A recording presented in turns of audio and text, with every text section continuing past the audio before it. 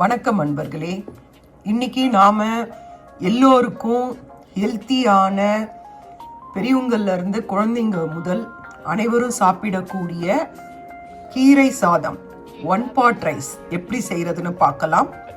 நம்ம கீரை சாதம் செய்யறதுக்கு என்ன செய்யணும்னா, நான் 1/2 கப் அரிசி எடுத்திருக்கேன், 2 டேபிள் ஸ்பூன் துவரம்பருப்பு எடுத்திருக்கேன், 2 டேபிள் ஸ்பூன் பைத்தம்பருப்பு எடுத்திருக்கேன். இதை நாம ஊற போட்டுடலாம். ஒரு 1/2 மணி நேரம் ஊறினா போதும். நான் பச்சை அரிசி எடுத்திருக்கேன்.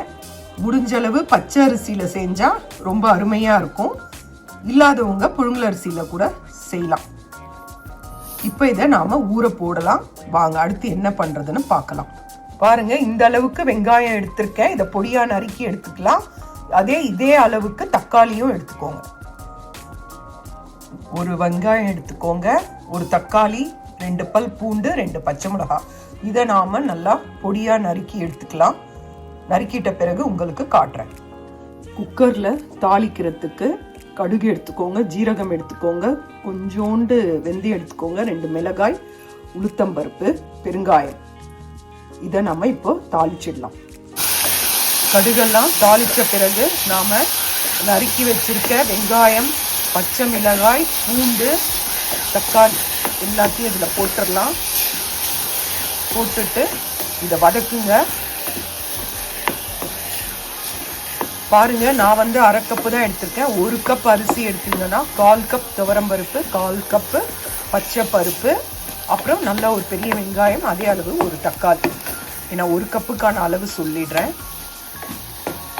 இதுதாங்க அளவு. இது நல்லா வதங்கட்டும். வதங்கின பிறகு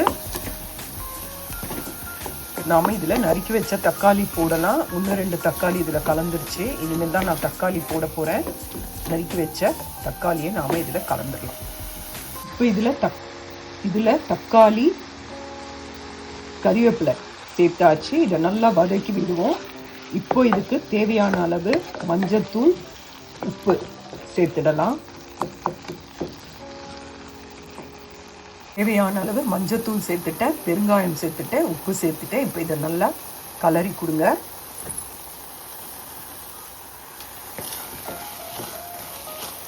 நல்லா கலரி கொடுத்த பிறகு நாம ஊற வச்சு நல்லா அலம்பி வச்சிருக்க சாதத்தை, இது அரிசி பருப்பை இதில் சேர்த்துடலாம்.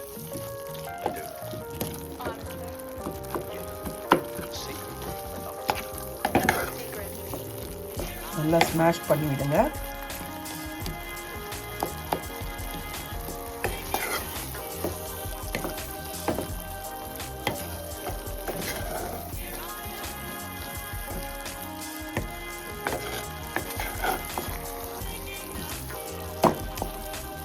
கொஞ்சம் நல்லா வதங்கட்டும்.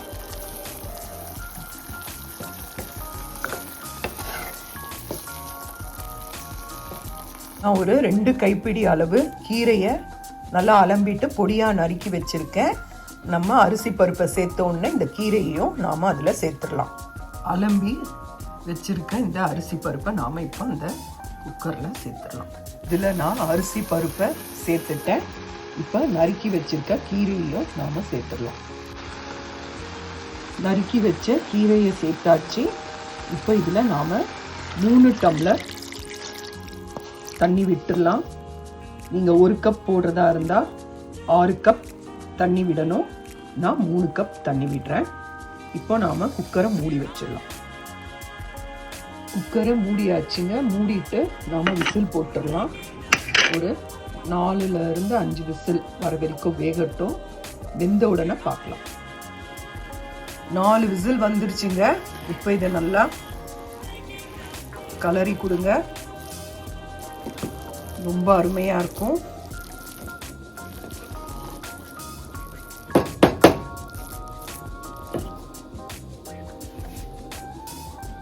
இதுல 1 டேபிள் ஸ்பூன் நெய் விட்டு நல்லா கலரிட்டு சுட சுட பரிமாறுங்க.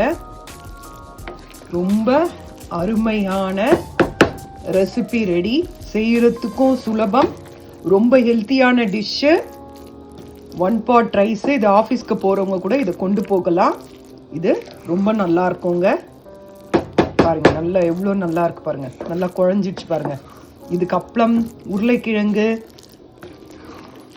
எதுனாலும் தொட்டுட்டு சாப்பிடலாம். இதை நல்லா கலரி கொடுங்க. கலரி கொடுத்து ஒரு 5 நிமிஷம் பொறுத்து பரிமாறுங்க. ரொம்ப நல்லா இருக்கும். செஞ்சு பாருங்க.